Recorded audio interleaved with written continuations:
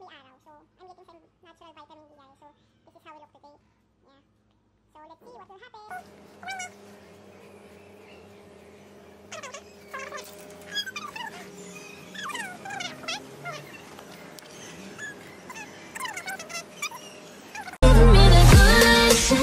Let me not quit.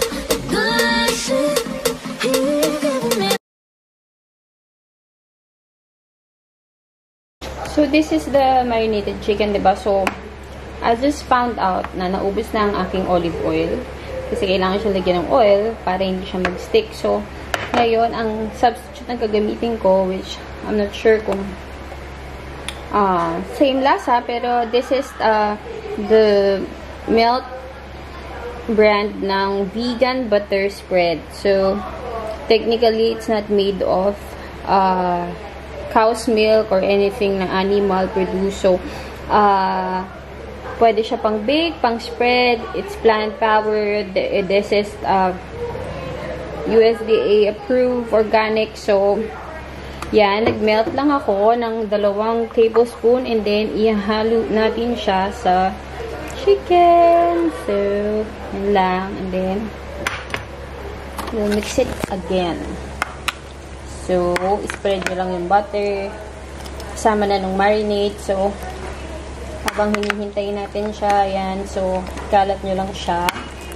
And then, so, we'll be back. So, this guys is very good substitute for your usual fried chicken. Kasi hindi siya fin-fry talaga na deep fry. Sa oil, yung mga hydrogenated oils, ganyan. So, which is masama sa ating body. So, we use mga substitute na pwede rin namang kalasa din naman ng usual fried chicken. So, ipapatikim ko ito mamaya kay Boyfie para ma-verdict nila kung ano ba talaga.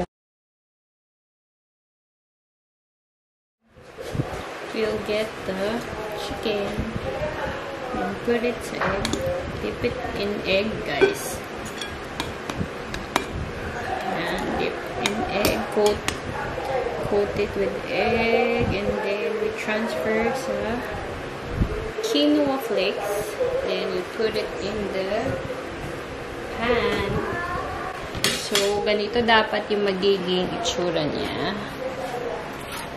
So ganyan siya, i-spread mo lang mabuti, hiwa-hiwalay. So this is the quinoa flakes, the egg, and the chicken na marinade, organic chicken. So ganyan siya. So, gawin ko muna.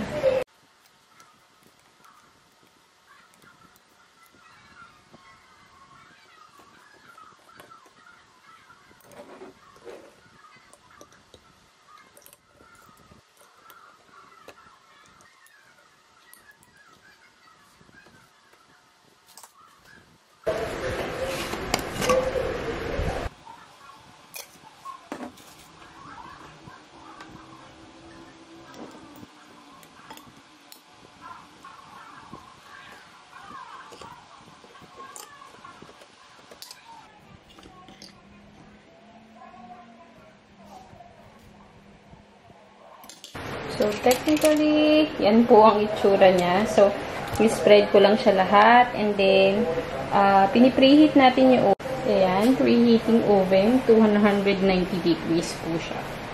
So, let's wait for that. And then, nakaset na siya ng 20 minutes for baking. So, yun lang. So, na-preheat na natin oven. So, we're gonna put the chicken already. So, dapat sa center siya. Center rack para mag-i-equal yung pagluto niya. So, ayan, lagyan na natin siya. And then, ayan siya, guys. So, we will just wait for 20 minutes for this. So, for this to bake. So, I'll be back with the finished product. Hintayin yan. Thank you. Bye. Here's the sauce. We open it. So, it's a jar. Tuna. So, yan siya. So, may nanggugulo. So, ito ang aking fish. So, here it is. So, it is a jar. Sling back kitten heels with, I think this is the low heel na kind. So, mas gusto ko siya kasi medyo matangkad na rin ako. So, I don't need yung mataas talaga. And, tsaka hindi ako makatayo ng maayos. Hehe. Pagka masyadong mataas. So, this is I have this also in color, ano ba yun? Tan or nude or something beige, ganyan. So, this is the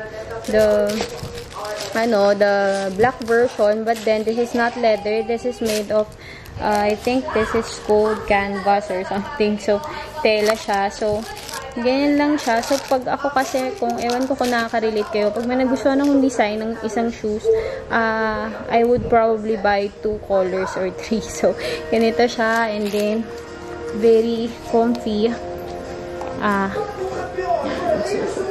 No, baby. Ay, sorry, ang gulo. So, ganyan lang siya, guys. Oh, diba? Ang cute. Pwede siya sa jeans, pwede siya sa dress, sa skirt, sa shorts. Actually, pwede rin siya. So, ganito lang siya.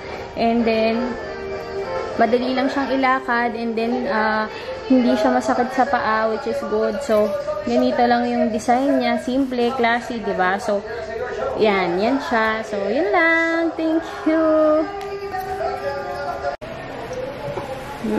So, ayan, checking lang tayo, guys. Naku, ang bango-bango. Kung naamoy nyo lang siya, nagba-brown na siya, guys. So, we'll leave it for another 5 minutes para maluto lahat yung loob niya. So, yun. So, guys, nakuha ko na siya. Ito na po ang ating finished product. So, nakita nyo naman, para rin siyang the usual fried chicken, brown na brown, and except na quinoa talaga yung ginamit natin. So, healthier option siya. Sorry sa background kasi nanonood ng teleserye ang aking mudra. So, ito yung chicken, and pag nakita nyo siya, pag crispy din siya. So, let's try it. So, guys, ito na. Titikman na natin na ang ating crispy fried chicken. So, kung nakikita nyo, ayan siya. Brown siya, and then ang init, so crunchy yan. Oh, guys, yan siya. So, ito, so tikman na natin siya.